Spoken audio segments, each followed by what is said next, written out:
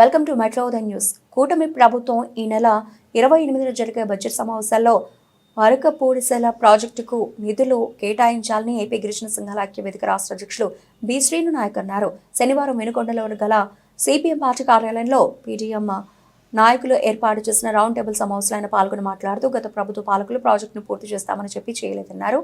అధికారం చేపట్టిన కూటమి ప్రభుత్వం ప్రాజెక్టు నిర్మాణం పూర్తి చేస్తే లక్షలాది ఎకరాల భూమి సాగులోకి వస్తుందన్నారు. ఎన్నికలు వచ్చిన హామీ మేరకు నిధులు కేటాయించాలని డిమాండ్ చేశారు. ఇప్పటికే గ్రామీణ ప్రాంతాల్లో నేల బోర్లు ఇంకిపోయాయి, సాగునీరు తాగునీరు లేక ఇబ్బందులు ఎదుర్కొంటున్నారని యుద్ధ ప్రాతిపదికన పైప్ లైన్ ద్వారా గ్రామీణ ప్రాంతాలకు నీటి సౌకర్యం కల్పించాలన్నారు.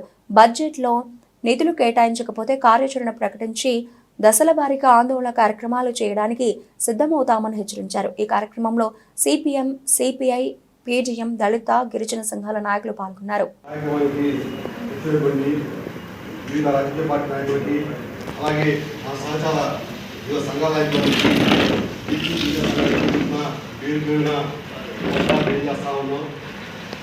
వాస్తవంగా ఈ కార్యక్రమానికి రాకూడదని అనుకున్నాను, కానీ మన వస్తామని గారు ఒక రోజు ముందు ఫోన్ చేశారు.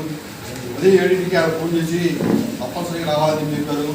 ఆ తర్వాత 10ంటికి మన కూడా ఫోన్ చేసి రావాల్సిందని చెప్పన్నారు. ఎందువల్లంటే మా అబ్బాయి గొడవ వచ్చినా సరే వాళ్ళకి చెప్పారు కాబట్టి రావడం జరిగింది. దానికి ముందుగా ఒక 2 రోజుల క్రితము వల్లాపల్లి అలాగే రేవుడు తండాలో వేసవి రాకముందే ఇట్లు వస్తున్నాయని చెప్పేసి మన ప్రధాని నుండి ఒక పత్రికలు కూడా రాయడం జరిగింది. ఖచ్చితంగా వేసవి రాకముందే గిరిజన ప్రాంతాలకి ఇట్లు వస్తున్నాయని చెప్పేసి అక్కడ కాపురం కూడా రావడం జరిగింది. ఖచ్చితంగా మీరు ఈ కార్యక్రమానికి వెళ్ళాలని చెప్పేసి ఒక ఆలోచనతో రావడం జరిగింది.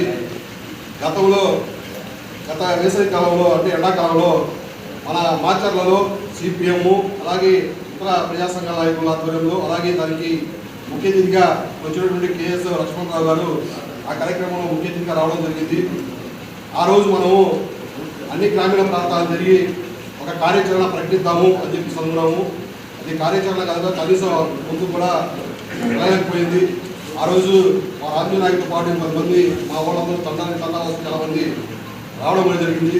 ఇప్పుడు మన కృష్ణనాయక్ చెప్పారు, ఖచ్చితంగా ప్రతి ఒక్క గిరిజన ప్రాంతాల్లో కానీ ఇతర ప్రాంతాల్లో కానీ ఉద్యమం మొదలైతే ఇది కార్యరూపము దాల్చదని చెప్పేసి చెప్తా ఉన్నారు. ఖచ్చితంగా గిరిజన సంఘాల నుంచి ఖచ్చితంగా మేమైతే మద్దతు ఇస్తాను. నేను ఉండేది చిలకలూరుపేటలో. అదేవిధంగా తెలుగు జర్నలిస్టుల సంక్షేమ సంఘానికి ఇటీవల కాలంలోనే రాష్ట్ర జాయింట్ సెక్రటరీ కూడా ఇవ్వడం జరిగింది. అలాగే సూర్య కాబట్టి మన చిలకలూరుపేటకి ఇన్ఛార్జిగా నేను పనిచేస్తూ ఉన్నాను. ఖచ్చితంగా ఏ సమయమైనా సరే ఫోన్ చేసినా లేకపోతే మెసేజ్ పెట్టినా ఖచ్చితంగా స్పందించి మా సంఘం తరఫున ఖచ్చితంగా మద్దతు ఇవ్వడమే కాకుండా మొత్తం కార్యక్రమంలో మేము పాల్గొంచుకోవడం జరుగుతుంది. కానీ ఆ కార్యరూపంలో కానీ ఆ రోజు ఎమ్మెల్సీ లక్ష్మణరావు గారు ఆ మీటింగ్ అయిపోయిన తర్వాత ఇదేదో సిపిఎం పార్టీ వాళ్ళకి ఏదో ఒక క్రెడిట్ వస్తుందని చెప్పేసి ఒక ఆలోచనతో కొంతమంది టీడీపీ నాయకులు చలో కలెక్టరేట్ కార్యాలయం కార్యక్రమం పెట్టారు. ఇది ఎన్నికల ముందు కాబట్టి ఒట్టడి పెట్టి కావాలని చెప్పేసి నాయకులు ఫీల్ కావద్దు, కావాలని చెప్పేసి పోలీసులతో గొడవడి ఆ కార్యక్రమంలో ఒక హైప్ క్రియేట్ చేయడం కోసము ఆ రోజు టీవీలో పేపర్లో వాళ్ళేదో వరిపూడి చాలా ప్రాజెక్ట్కి వాళ్ళే ఏదో ఒక నాయకులాగా పేపర్లో మీడియాలో వినిపించుకోవడం జరిగితే ఆ తర్వాత వాళ్ళు కనీసం ఆ వరిపూడి చాలా ప్రాజెక్ట్ గురించి కనీసం మాట్లాడలేదు. గతంలో చంద్రబాబు నాయుడు శంకుస్థాపన చేసిన ప్రాజెక్ట్ గురించి తెలుసని చెప్పినటువంటి నాయకులు కూడా చెప్పడం జరిగింది. ఇదే మరి కూటమి ప్రభుత్వం అధికారంలో వచ్చిన తర్వాత దానికి ఏదో మార్పు చేర్పులు చేసినటువంటి ఆలోచన కూడా చేస్తుందని చెప్పేసి కొంతమంది న్యాయవాదులు కూడా చెప్పడం జరిగింది.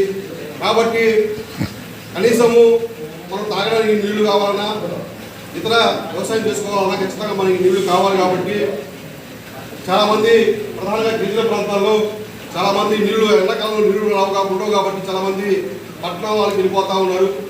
కొన్ని తండాలు కూడా ఖాళీ అయిన పరిస్థితి కూడా కనబడతా ఉంది ముందు.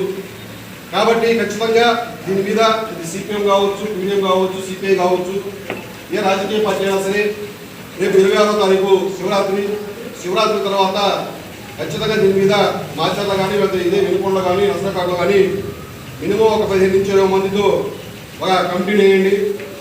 ఏ కార్యక్రమం సరే ఆ కమిటీతో మాట్లాడడం, మనకు కావాల్సినటువంటి పాంప్లెట్లు కావచ్చు, ఇతర ఆర్థిక వనరులు కావచ్చు, ఏ విధంగా ముందుకెళ్ళాలనేది ఒక కార్యాచరణ తీసుకొని ఆలోచన చేసే అవకాశం ఉంటుందని చెప్పేసి కోరుకుంటూ ఈ అవకాశం ఇచ్చినటువంటి పీడిఎం అధ్యక్షత వహిస్తున్నటువంటి పీడిఎం మస్తాన్ గారికి, ఇతర రాజకీయ పార్టీ నాయకులకి, అలాగే వివిధ గ్రామాలకు చేసినటువంటి మా ఎస్సీ ఎస్టీ సోదరులందరికీ పేరు పేరున మరోసారి నమస్కారాలు తెలియజేస్తూ